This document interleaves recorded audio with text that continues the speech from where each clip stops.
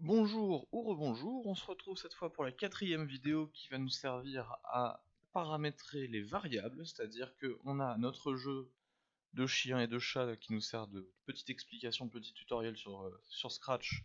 Ce jeu va être fonctionnel au maximum, c'est-à-dire qu'on a déjà notre chat qui est contrôlé par le joueur qui suit sa souris, on a notre chien qui lui essaie d'attraper le chat et de le manger. Il ne nous reste plus qu'à paramétrer une chose, c'est que maintenant qu'on a les interactions entre nos deux éléments, il va falloir faire en sorte que ces interactions aient des conséquences. Donc, qu'est-ce qu'il va falloir qu'on fasse? Il va falloir qu'on donne une vie à notre chat. Donc notre chat ici, il va avoir 3 vies, c'est-à-dire qu'il va avoir le droit à prendre 3 coups du chien avant de mourir. Donc pour ça, il va falloir aller dans variable, dans le code, on s'assure qu'on est bien dans le chat, et on va faire créer une variable. Il nous demande quel nom on donne à cette variable, on va l'appeler vie. On peut la mettre pour tous les sprites ou juste pour le sprite du chat. Là on peut mettre pour tous les sprites, ça ne posera aucun souci. Donc maintenant vie apparaît sur l'écran, elle est à 0 et on a plein de petites infos qui sont là, de petits blocs utilisables qui vont être très utiles. Quels sont ces blocs? On a un bloc qui nous permet de mettre la variable à un temps, à 0 en l'occurrence. On a ajouté temps à ma variable, montré ma variable ou caché ma variable. Qu'est-ce que c'est qu'une variable? Une variable, en fait, c'est une petite boîte dans laquelle l'ordinateur va stocker des chiffres, des nombres, et qui va lui permettre, en fait, au moment où il va en avoir besoin, de les ressortir ou de les modifier.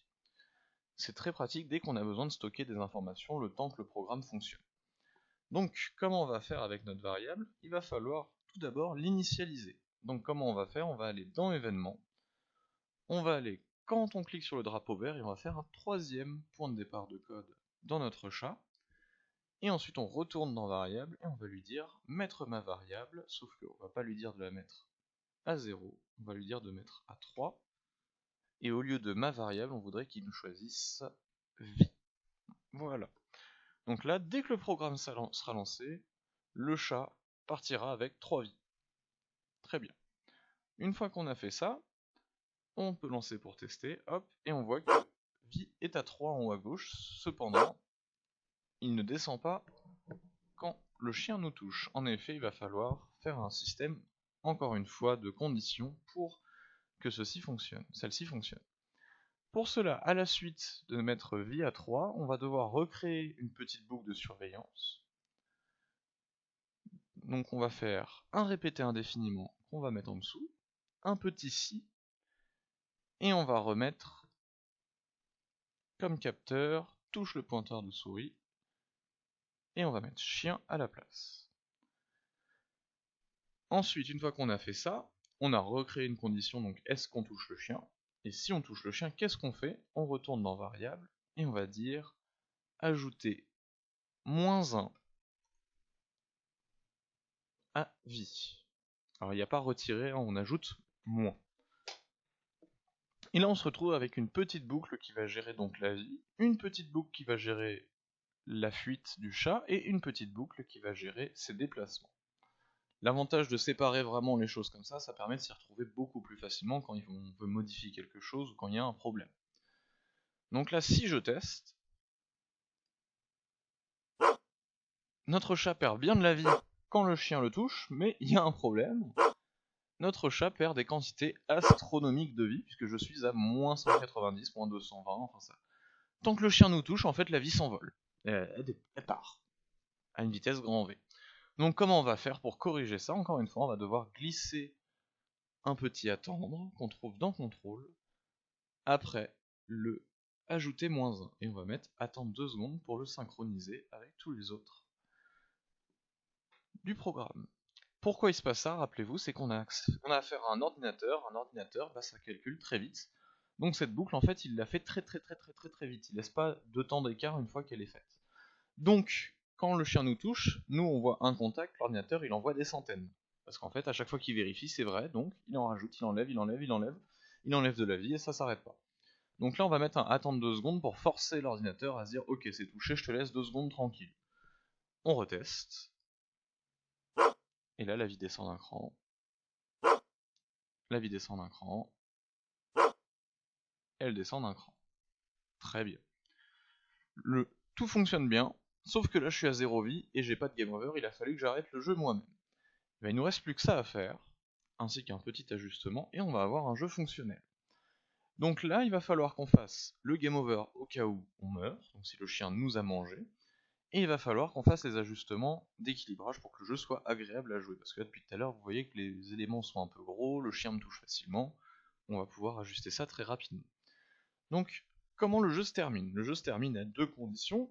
Il se termine soit si le chien nous mange, soit si on survit, on avait dit, 1 minute à la toute première vidéo. Donc comment on va faire? On va mettre ces deux conditions dans l'arrière-plan, afin de faire du propre. C'est-à-dire que ça va rester à l'arrière-plan parce que c'est quelque chose qui va toujours tourner en toile de fond. La première condition, ça va être très simple. On prend, quand notre drapeau vert est cliqué, toujours pour avoir un point de départ. Ensuite, on va dans contrôle, on va lui dire d'attendre 60 secondes, pour dire 1 minute.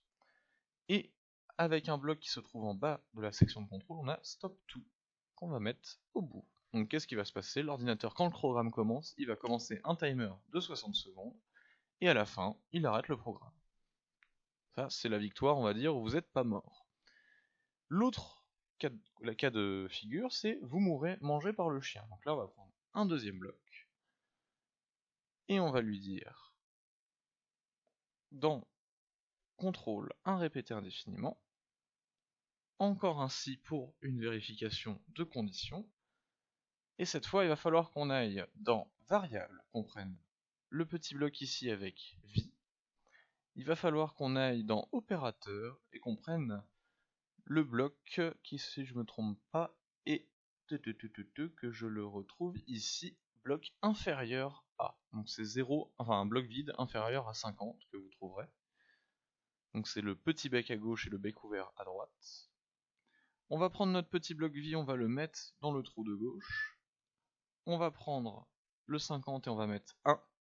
Ce qui veut dire que si la vie passe en dessous de 1, donc en fait à 0, le jeu va s'arrêter.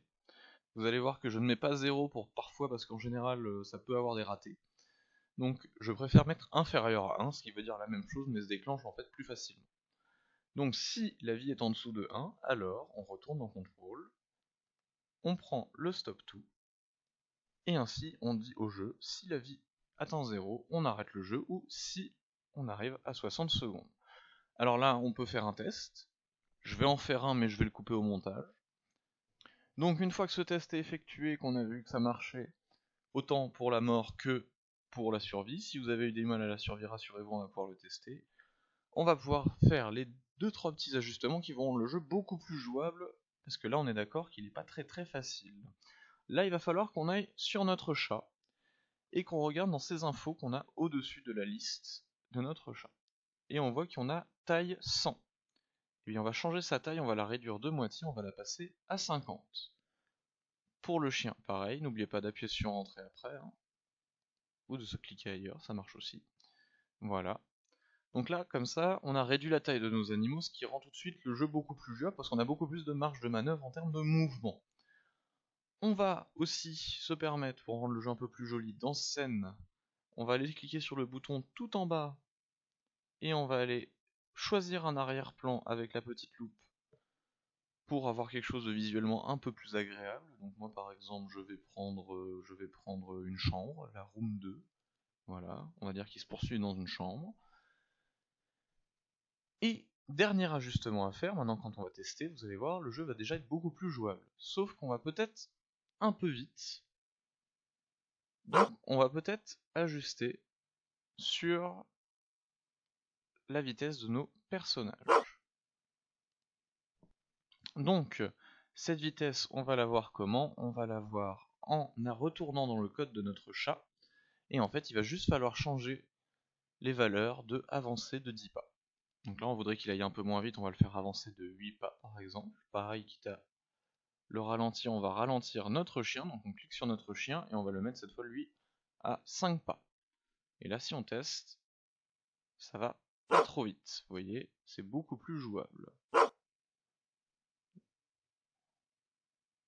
Et là, hop, le but c'est de survivre 1 minute sans se faire toucher. En vrai, c'est pas facile parce que le chien est fait pour prendre toujours le chemin le plus court. Donc voyez la technique, à moins de tourner en rond de façon parfaite, c'est très dur de le semer. Ah, là il y a eu un contact qui n'a pas été détecté par les deux, vous allez voir que ça pourquoi on en reparlera. Mais en tout cas on a un jeu à peu près fonctionnel avec tous les éléments. Là j'essaie de tenir une minute et de meubler la fin de la vidéo. Et donc là on va finir, j'espère. On va tenir la minute avec une vie, c'est compliqué déjà qu'on aurait dû la perdre. Mais donc là vous avez vu tous les éléments principaux qui vont servir à faire fonctionner un code, c'est-à-dire déjà les sprites et leur placement de base, leur logique de base, les répétitions qui sont très importantes, les contrôles qui sont très importants, et les variables qui aussi vont nous être d'une utilité incommensurable dès qu'on va commencer à complexifier le code. Et voilà, j'ai tenu une minute, le jeu s'est arrêté. Donc sur ce, je vous remercie de votre attention, veuillez m'excuser pour les petits bafouillages ou les petits ratages, je ne suis malheureusement pas habitué à ce genre d'exercice. Je vous promets, on s'améliorera au fur et à mesure. On se revoit peut-être pour d'autres vidéos du genre. Je vous souhaite à tous une bonne journée, n'hésitez pas à aller regarder les autres vidéos de la chaîne.